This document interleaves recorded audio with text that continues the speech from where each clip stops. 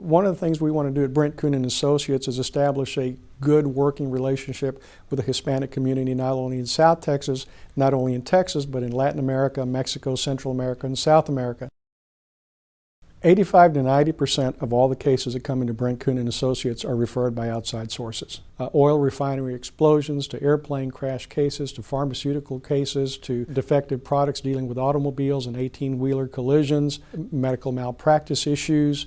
Anything related to negligence or personal injury are the type of case that we'll look at and evaluate in order to determine whether or not we can help that client and whether or not we're going to take the case from the referring attorney. Although we started as a Texas law firm with our roots being in Beaumont, Texas, we now have 2 offices in Houston. We've opened up one in Corpus Christi. We've opened up one in Austin. We have one in Dallas. In addition to that, we've got national offices in Boston, Philadelphia, Cleveland, St. Louis, Jackson, Mississippi, New Orleans, and we've also opened up an office in San Francisco. With that network of law firms nationwide, we're able to basically take cases from any jurisdiction, not only in Texas, but throughout the United States, and be able to litigate that case and represent that particular client. You have to have the financial resources and the financial capability in order to litigate a case. The Gol Airlines crash in the Amazon jungle in Brazil is a specific example of that. It takes several trips, costs thousands of dollars to travel to Brazil.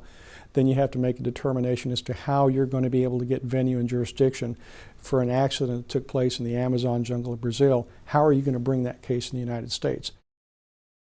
The way we reassure the foreign law firms that we are working with is, number one, making sure that they understand that we understand how they do business. For example, an American attorney just doesn't walk into Colombia or Venezuela to sign a contract and expect that contract to be signed overnight.